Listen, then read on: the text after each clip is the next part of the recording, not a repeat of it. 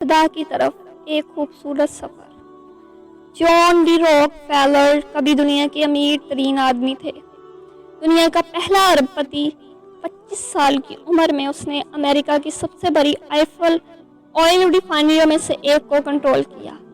31 سال کی عمر میں وہ دنیا کا سب سے بڑا تیل صاف کرنے والا بن گیا تھا۔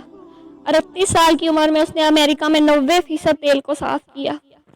50 سال کی عمر تک وہ ملک کا سب سے امیر آدمی تھا۔ ایک نوجوان کے طور پر ہر فیصلہ، رویہ اور رشتہ اس کی ذاتی طاقت اور دولت پیدا کرنے کے لیے تیار کیا گیا تھا۔ لیکن 53 سال کی عمر میں وہ بیمار ہو گئے۔ اس کا پورا جسم درد سے لرز گیا اور اس کے سارے بال جھڑ گئے۔ مکمل اذیت میں دنیا کا واحد ارب پتی اپنی مرضی کے مطابق کچھ بھی خرید سکتا تھا، لیکن وہ صرف سوپ اور کریکر ہضم کر سکتا تھا۔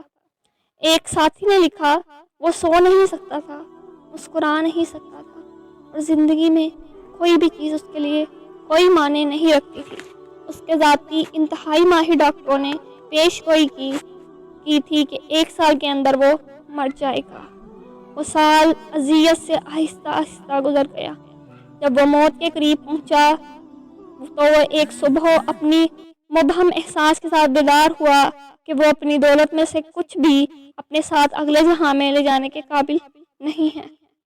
وہ آدمی جو کاروباری دنیا کو کنٹرول کر سکتا تھا، اچانک احساس ہوا کہ وہ اپنی زندگی کے کنٹرول میں نہیں ہے۔ اس کے پاس ایک انتخاب رہ گیا تھا۔ اس نے اپنے اٹارنی، اکاؤنٹنٹ اور مینیجرز کو بلایا اور اعلان کیا کہ وہ اپنے اثاثوں کو ہسپتالوں، تحقیق اور خیراتی کاموں میں منتقل کرنا چاہتے ہیں۔ جان ڈی راک فیلر نے اپنی فاؤنڈیشن قائم کی۔ یہ نئی سمت بالآخر پینسلین کی دریافت کا باعث بنی، ملیریا، تپدق اور خناق کا علاج۔ لیکن شاید راک فیلر کی کہانی کا سب سے حیرت انگیز حصہ یہ ہے کہ جس لمحے اس نے اپنی کمائی ہوئی تمام چیزوں کا ایک حصہ واپس دینا شروع کیا، اس کے جسم کی کیمسٹری میں اس قدر نمایاں تبدیلیاں آتی چلی گئیں کہ وہ بہتر سے بہتر ہوتا چلا گیا۔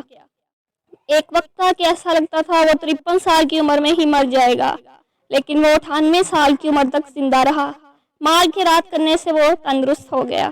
گویا یہ خیرات نام کی چیز بھی ایک طریقہ علاج ہے، اسے بھی آزما کر دیکھ لیجئے۔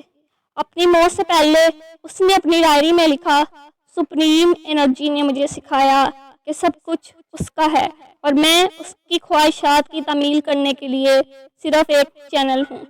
میری زندگی ایک طویل خوشگوار چھٹی رہی، کام اور کھیل سے بھرپور۔ میں نے پریشانی کو راستے میں چھوڑ دیا۔